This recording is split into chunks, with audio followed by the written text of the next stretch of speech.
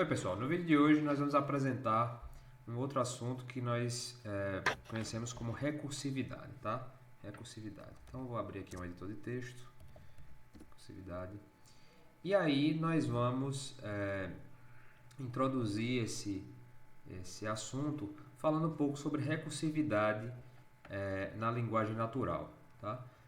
O que é recursividade na verdade? A recursividade é quando você define uma regra em termos dela mesma. Tá? Em linguagem natural isso é muito comum. Então, por exemplo, eu posso dizer aqui, ó, João me disse que Maria me disse que a prova será amanhã. Pronto.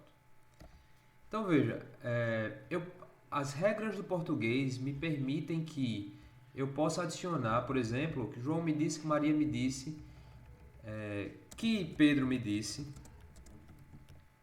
que Jorge me disse, e adicionar mais frases desse tipo, com essa mesma construção, quantas vezes eu quiser, para expressar aquele pensamento que me convém. Então veja, essa característica da linguagem natural é a característica de ser recursiva. Existem vários filósofos e estudiosos da língua que argumentam que toda a linguagem humana ela é naturalmente recursiva para que a gente possa expressar infinitos pensamentos, né? De maneira que cada frase significa uma coisa diferente. Tá? E isso é uma coisa inata da linguagem humana. Uma outra forma de expressar, então veja, quando as regras de uma determinada linguagem me permitem que eu expresse, que eu introduza, né, elementos repetidos, né, mas que signifiquem uma coisa diferente a cada vez que eu introduzo aquele elemento, isso pode ser considerado recursividade. Tá? Então, por exemplo, existem vários elementos na internet que você pode buscar que utilizam da recursividade, várias empresas que utilizam da recursividade para definir suas marcas. Por exemplo, existe o GNU. Né? GNU é um sistema operacional de código aberto mantido pela Free Software Foundation, que o significado dessa palavra GNU ela é recursivo. Tá? Então, o que é que significa GNU? GNU significa GNU is not Unix. Tá? Então veja, eu tenho G, tenho N e tenho U. Tá? Então, esse G, N e U significa GNU. Tá? Só que o próprio G significa GNU, que também significa GNU is not Unix. Então, se eu pegar qual é o significado desse GNU aqui, né? Se pegar o significado desse GNU aqui, vai ser GNU is not Unix. Que o significado desse GNU aqui de baixo significa GNU is not Unix.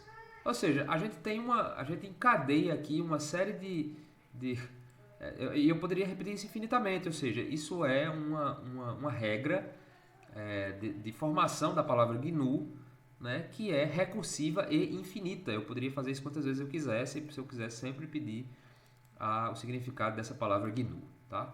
Então, tem outros exemplos, por exemplo, PHP. Tá? PHP, o que é que PHP significa? PHP significa PHP Hypertext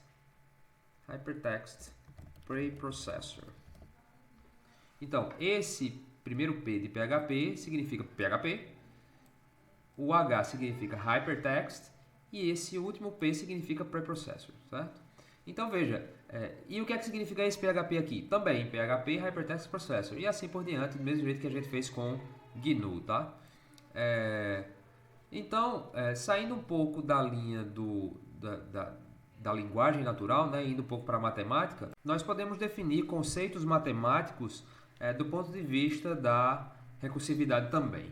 Então, por exemplo, eu tenho o fatorial de um número, tá? Fatorial de um número, né, que a gente representa por essa exclamação, ela significa o seguinte: n vezes n menos 1 vezes n menos 2 e assim por diante. Tá? Então, como é que a gente pode definir o fatorial de um número de uma maneira um pouco mais interessante? Eu vou terminar aqui, vezes 1. Né? Então, eu vou multiplicando os números até que eu multiplico por 1 e aí eu paro. Tá? Então, eu vou definir o fatorial de uma maneira um pouco mais formal. Tá? Então, eu vou definir que o fatorial vai ser f de n, certo? F de n vai ser igual a n vezes f de n menos 1. Tá? Se n for maior do que 1. Então, veja. Imagine que eu vou calcular o fatorial de n, né? Então, o primeiro termo do fatorial de n é o próprio n. E veja que daqui para frente é o fatorial de n menos 1. Daqui para frente é o fatorial de n menos 2. Tá? E assim por diante. Então, eu posso definir o fatorial em termos da própria operação de fatorial. Tá? Então, o fatorial de n é n vezes o fatorial de n menos 1. Ora, o fatorial de n menos 1 é o fatorial de n menos 1 é n menos 1 vezes o fatorial de n menos 2. E assim por diante, até que eu chego em 1. Ora, isso só se sustenta para quando n for maior do que 1. Tá? Então, ainda nessa mesma função, né, f de 1 vai ser igual a 1. Certo? Vai ser igual a 1. Então, vou colocar se, né? Não precisa nem colocar, já que eu coloquei f de 1. Né? Então, veja. Essa é a condição de parada da minha recursividade. Se eu não tivesse essa condição aqui, se eu não tivesse esse cálculo de f de 1, que difere desse aqui, tá? Essa minha função fatorial não iria retornar um número válido, um número coerente com o que seria a função fatorial, certo? Isso aqui fatalmente iria, se eu não tivesse esse se n maior do que 1, tá?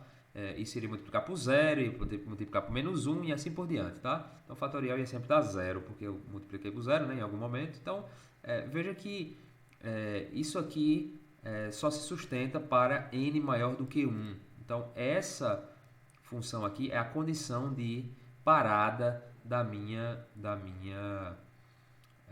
recursividade, da minha função fatorial recursiva, tá? Então, isso é uma condição muito importante, isso é um conceito muito importante da recursividade. A ideia é que em programação nós também temos recursividade, tá? Então, eu vou fazer esse exemplo aqui do fatorial em Python, tá? Para vocês verem. Então, como é que ele funciona?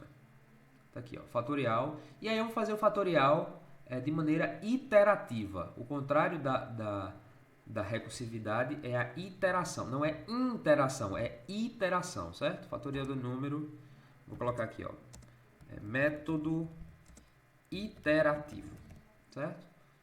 Por quê? Porque eu estou utilizando um laço que vai iterar várias vezes para produzir o meu resultado. Tá? Então, acredito que vocês já fizeram em algum momento, para quem estudou programação, já deve ter feito um programa que faz o fatorial. É muito comum os professores passarem esse tipo de exercício. Então, como é que eu faço? Eu começo com o fatorial sendo 1, e aí eu vou multiplicando de n até 1, de menos 1 em menos 1. Tá? Quem não lembra da aula de for, dá uma olhada lá de volta, certo? Então, o que é que eu faço? A cada iteração desse for, eu multiplico o fatorial por i, que a cada iteração vai ter um valor diferente de n até 1, certo? E aí, em seguida, eu retorno o fatorial. Então, eu vou rodar aqui para vocês verem, run fatorial, que dá 120, certo? Se você for aí dar uma olhada no fatorial de 5, o fatorial de 5 na sua calculadora ele vai dar 120, certo? Então, o que eu gostaria de argumentar é que o cálculo do fatorial ele é naturalmente recursivo. Então, fazê-lo de maneira iterativa pode parecer um pouco estranho, não é muito próximo daquela fórmula matemática que a gente derivou lá. Deixa eu copiar a matemática que a gente fez lá, para vocês verem como é diferente, certo? Então, vou colocar ele aqui, ó. Então, a fórmula matemática diz que f de n vai ser igual a n vezes f de n menos 1, se n maior do que 1, e f de 1 vai ser igual a 1. Então, em algum momento, essa função ela para, né? Então, eu vou mostrar para vocês agora como seria a cara de um fatorial, de um programa que calcula fatorial de maneira recursiva. Tá? que é esse aqui, certo? Vou copiar aquela mesma função aqui. Opa. Só um minutinho. Aqui. Pronto. Então, veja, muito mais... Já a cara dela é muito mais limpa, certo? Então, veja, o que é que eu faço aqui? A primeira coisa que você deve fazer quando você vai programar uma função recursiva é definir a condição de parada, tá? Então, se n é igual a 1, retorne 1, que é a mesma coisa que está escrito aqui, ó. Se para f de 1, ou seja, o fatorial do número 1, o retorno dele vai ser 1. Então, é exatamente o que eu coloquei aqui, ó. Se n é igual a 1, retorne 1. Caso contrário, retorne n vezes o fatorial de n menos 1. Tá? Fatorial de n menos 1. Que vai ser quanto? Veja, essa função está sendo chamada dentro dela própria. Tá? Dentro dela própria. Então, nada mais natural de que o fatorial seja calculado para n menos 1 também. Certo? Então, o que é que vai acontecer quando a gente rodar esse programa? Ele vai calcular para n menos 1, depois para n menos 2, depois para n menos 3, e assim por diante, até chegar em 1. Quando chegar em 1, o que é que vai acontecer? Ele vai cair no caso base e vai ser retornado esse valor para cada chamada que foi feita consecutivamente dessa função FAT-R, que é fatorial recursivo, né? Vamos chamar assim. Então, veja. Vamos supor para o valor 1, tá? Para o valor 1. Para o valor 1 é trivial, né? Eu vou rodar aqui, run, fatorial, recursivo. Então, ele deu 1. É natural porque se n igual a 1, retorne 1. Então, não tem muito o que fazer, tá? Vamos rodar, então, para 2. Para 2 deve retornar o quê? 2, né? Porque o fatorial de 2 é 2. Então, ele vai retornar, na verdade, n vezes, n que é 2, vezes o fatorial de n menos 1. Quem é n menos 1? É 1. N é 2, então n menos 1 é 1. Só que quem é o fatorial de 1? 1. Tá? Então veja, de novo. N é 2 vezes o fatorial de n menos 1. Só que como n é 2, n menos 1 é 1. E quem é o fatorial de 1? 1. Então 2 vezes 1, 2. Tá? Vamos rodar aqui para ver se funciona. Recursivo 2. Beleza. Vamos fazer para 3 agora, que é um pouco mais interessante. Então, eu vou inclusive anotando aqui para vocês verem, certo? Então, na primeira chamada número 1 do fatorial de n, né? Fatorial de n. Então, ele vai chamar para fatorial 3, tá? Então, ele vai dizer, n é igual a 1? Não, n não é igual a 1, n é igual a 3. Então, retorne o fatorial de 3 vezes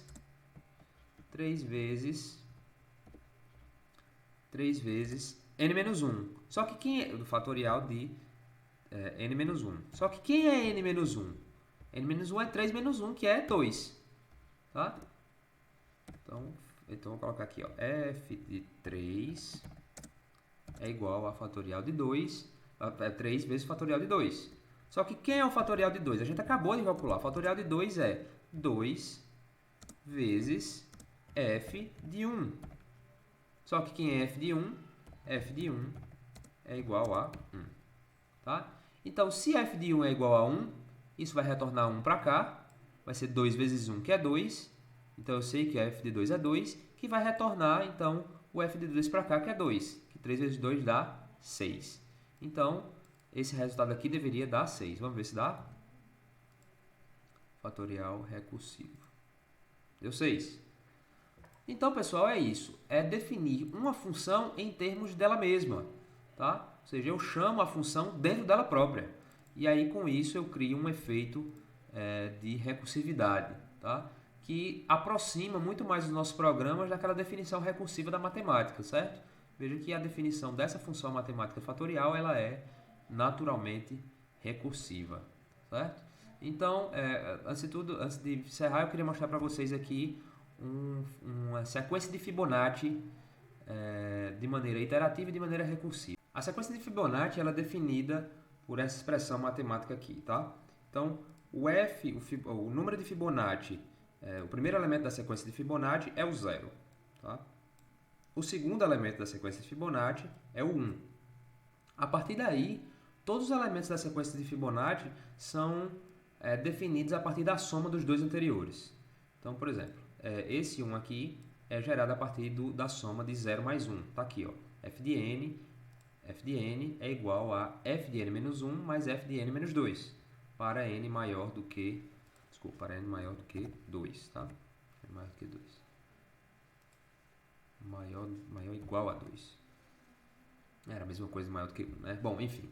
Então, esse 2 aqui é definido pela soma de 1 mais 1, tá? São os dois elementos anteriores. 3, 1 mais 2, 5, 2 mais 3, 8, 3 mais 5, 13, 5 mais 8 e assim por diante. Tá? Então, como é que eu faço um programa que calcula a sequência de Fibonacci de maneira iterativa? Veja, é iterativa, não interativa, certo? Como a gente já tinha definido lá para o fatorial. Então, veja, eu vou definir os primeiros elementos aqui, ó, 0 e 1, certo? 0 e 1. E aí eu faço aqui, ó, for i in range n-2. Por que n-2? Porque os dois primeiros elementos eles já estão calculados, né? Eu defino isso aqui como caso base da sequência de Fibonacci, tá? E aí, em seguida eu faço aqui o cálculo, né, para somar os dois anteriores, os dois números, o atual com o anterior, e aí eu atualizo o atual, né? Isso aqui é só para não perder, esse temporário aqui é só para não perder o valor do anterior na hora que eu estou atualizando o valor do anterior, certo? E aí eu retorno o valor do número atual quando eu terminar aqui esse for, tá?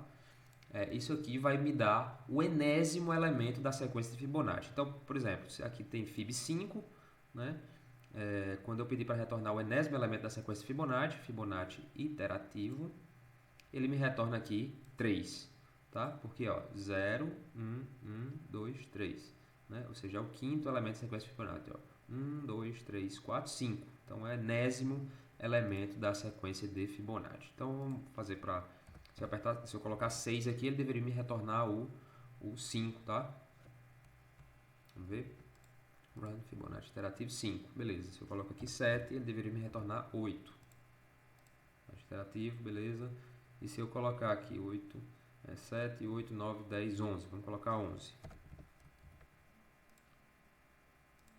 E aí ele me retorna 55. Beleza. Então, esse é o Fibonacci iterativo. Veja que a cara dessa função é bem diferente da função matemática, como ela é definida na matemática, tá? Bom, até que em Python você poderia fazer uma coisa um pouco mais interessante aqui para fazer essa troca, certo? Mas eu decidi fazer assim porque é assim que se faz tipicamente em várias linguagens de programação, não exclusivamente um recurso de Python, certo? Com recursos de Python, certo?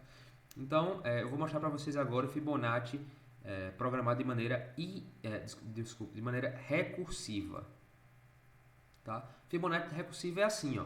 Veja que ele é um pouquinho mais curto, né, do que o programa anterior, tá? E como é que ele funciona? Ora, ele é muito mais parecido, né? Fibonacci é uma função naturalmente recursiva, né? Então a programação recursiva ela fica muito parecida com a definição matemática, tá? Para n igual a 1, retorne 0.